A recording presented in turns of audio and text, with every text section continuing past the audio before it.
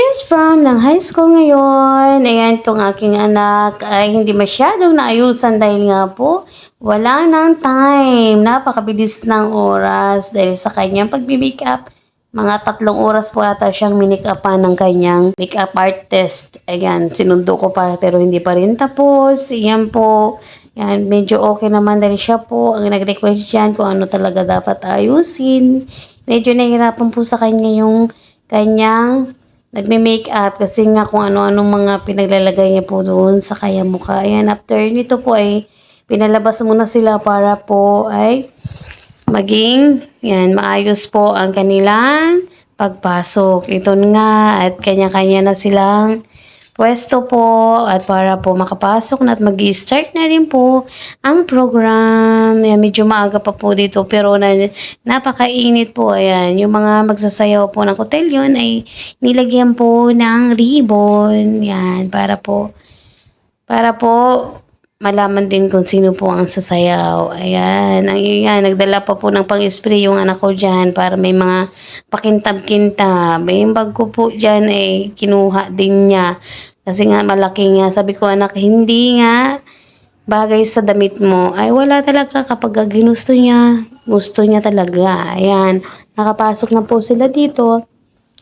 At yan po ay pagtapos na magsalita ng principal, yung mga guest dyan ay dahil magpe-perform na siya ng cotillion ay pwede na daw po kami pumasok mga parents para daw po ay mapicture namin at ma-video ang mga sayaw na mga sasayaw ng cotillion.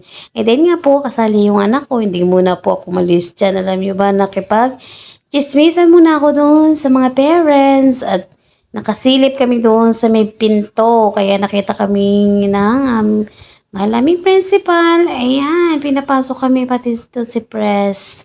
And dito daw kami sa side na yan para makita namin yung mga performance ng mga magsasayaw. Ayan.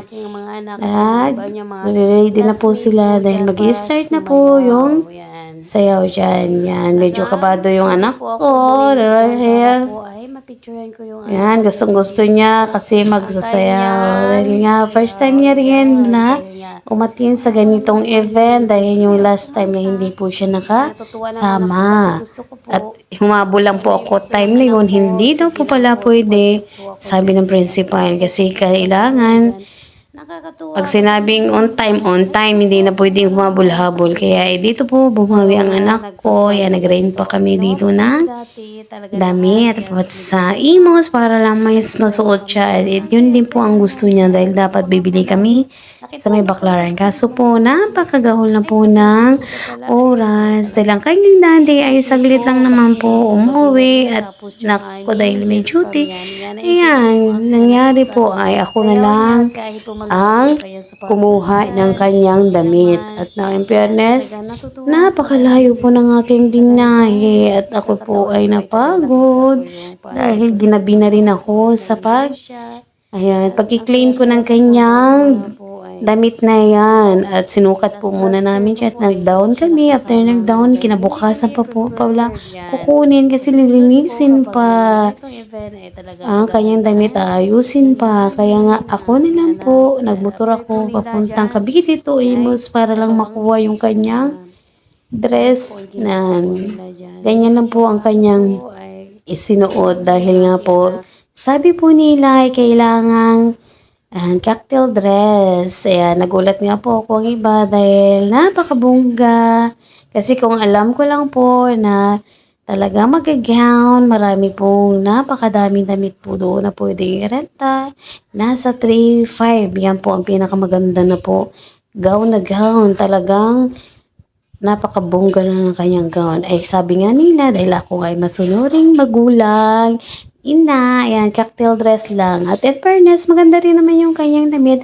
Pero po, mayroon po siyang napili dyan. Hindi niya po nakuha dahil po nasa rent pa po. Hindi pa agad nakabalik. Dahil nga po, ginamit po din ng ibang estudyante na magpa-party. Ayan, kaya ito po ang pinili niya. May lawit. Pero in fairness po, nagkaroon din naman problema dito dahil nung kanya yung sinukat sayaw-sayaw siya, okay naman. Nung umuwi, at hindi ko nalaman na may sayaw pala na gano'n, itataas yung kanyang mga kamay.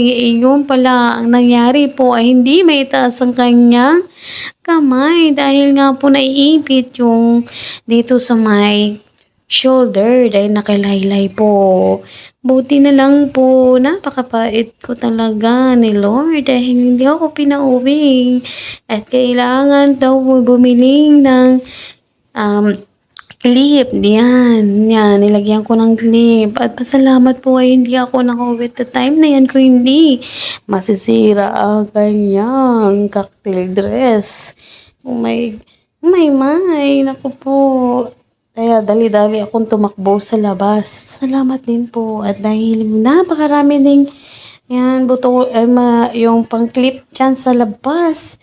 Kung hindi po ay matatagalan ako dahil start na po ang kanyang pagsasayaw dyan. Sabi ko, buti na lang hindi ako umuwi kung hindi sira-sira ang kanyang damit at mahirapan siyang gumalaw. Ayan, inaangat pala ang kanyang kamay. Kahit pa paano po ay talaga ginawa namin ng paraan dyan para po hindi siya mahirapan sumayaw. At kahit nga po ay maluwag ang kanyang sapatos din dyan, dahil nga po hindi siya nakapag-order o nakabili, hindi ko siya nabilihan ng kanyang sandal dahil ayaw na magpabili. Yan. Sabi ko, umorder ka para mapili mo kung ano magandang shoes o sandal para sa'yo. Kaso ayaw po niya kasi nga po hindi po siya mahilig sa kanyang yung heels. Gusto niya lang yung mabababa. Yan, sabi niya daw po ay manghihiram lang. Kaso nga po ay napakalaki ng paa ng kanyang hiniraman. Ayan. Medyo okay naman po sa paa niya at nakagalaw naman siya. Ay, nag-start na po sila dito na magrarampa. Ayan, magkasama pa silang tatlo. Sabi ko dapat isa na lang para makita po ang kanilang mga damit. Yan, napakasaya kapag ganito po. High school, lalo na may mga event na ganito. Masarap pong mag-enjoy. Enjoy tayo. Ayan, kaya nga minsan lang ito sa buhay ng anak ko. Kaya sabi ko, mag-join ka anak. At para ma-banding mo naman yung mga classmate mo. Kasi nga, gagraduate na kayo. At mag-iba na namang school ang inyong papasukin. Yan. Yan. At kami dyan ay hindi rin nakauwi pa. Talaga tinapos ko pa yung pag-ramp ng anak ko. After po niyan ay umuwi na rin kami ng aming mga co-parents para po ay mag-start na sila dyan na magsasayaw po yan sa gitna at papatayin na rin po yung ilaw para mag-start na yung kanilang party. Yan. Ang saya-saya. Kaya nga, follow for more. Thank you for watching.